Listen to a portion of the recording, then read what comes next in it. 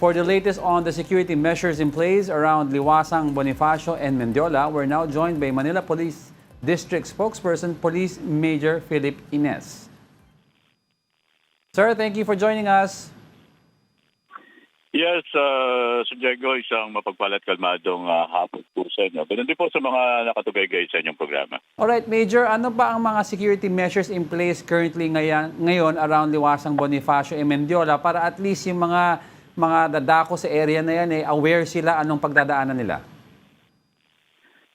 Sir, meron na tayong traffic advisory at kagabi, ganun din, nagkaroon na tayo ng public advisory naman doon sa mga magagamit ng ating mga kapatid na INC sa kanilang mga sasakyan para gawin nilang parking area. At ito nga yung dito nga ito sa may Quirino Grandstand at kung sakaling mapupuno yon, meron pa rin naman tayo mga alternatibo pa na maaari nilang magamit.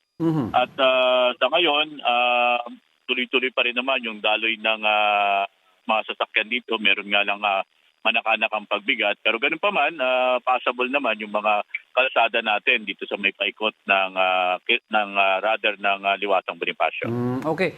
Based sa tala nyo, Major, ilan na po ang crowd estimate natin? At saka do you expect the crowd to get bigger as the day moves on? As we speak, yung ating last bulletin na sa mahigit 2,000 na yung ating mga participants na nandito. At initial lang naman ito at tuloy-tuloy naman yung ginagawa nating pagmumonitor. Ito namang Liwasang Bonifacio ay Freedom Park kung sakali naman na mapupuno ito. Base doon sa ating estimate, magkakasya rito ay mga nasa 30,000, more than 30,000. Okay. Pero so far, hindi pa naman umaabot yung ganong bilang. Alright, and kasi since Freedom Park to, Major, no, hindi na kailangan ito ng permit, pero may idea ba kayo based sa pag-uusap nyo sa organizer kung aabot sila ng few more days with regards to yung rally? Tama kayo dyan, Sir Diego. Hindi nila kailangan ng permit dito. At sabi ko nga, ito yung nagpapatunay na mataas po ang ating pagrespeto sa karapatan na mamahayag ng ating mga kababayan. At syempre, sabi nga, yung payapang pagtitipon. At katulad ng tinanong nyo nga, yung with regards kung gaano sila katagal dyan, nasa pag-uusap naman yan ng organizer. At sa palagay natin, yung mga kababayan natin dyan, kung hanggang kailan sila dyan, katulad ng binanggit natin, Freedom Park ito, ay nandyan lang din yung mga polis para bantayan lang yung kaayusan at katahimikan at syempre, yung katatagan ng lungsod. Alright, Major, nabanggit nyo kanina yung mga road closures tsaka yung mga traffic advisory, no? Pero kung lumaki po yung crowd beyond capacity ng Liwasang Bonifacio, ang backup plan po is yung ibang Freedom Park. How will this affect traffic?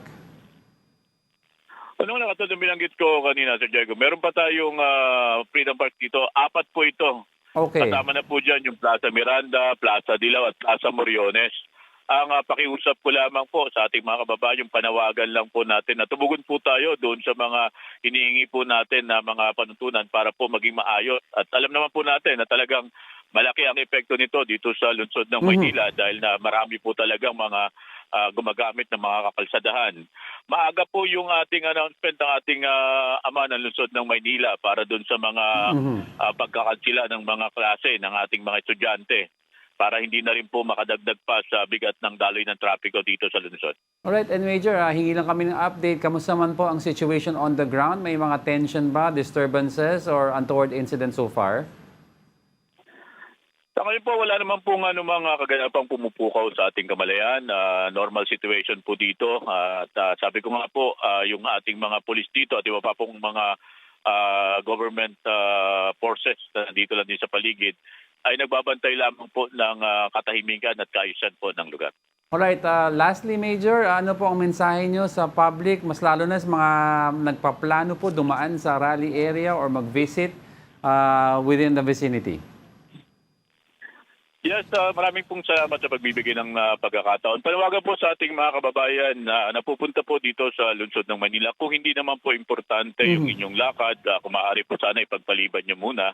At meron po tayong malakihang pagtitipon dito sa may lugar po ng Liwasang Bonifacio.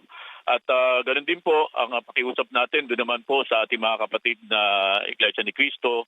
Kami naman po ay naniniwala na magiging maayos po ito katulad po ng mga nakaraan nilang activity rito na mas marami pa po sila. Ganun din po yun. At ang pakiusap lang po natin, yung ating karapatan at kalayaan ay lagi pong may kaakibat na responsibilidad.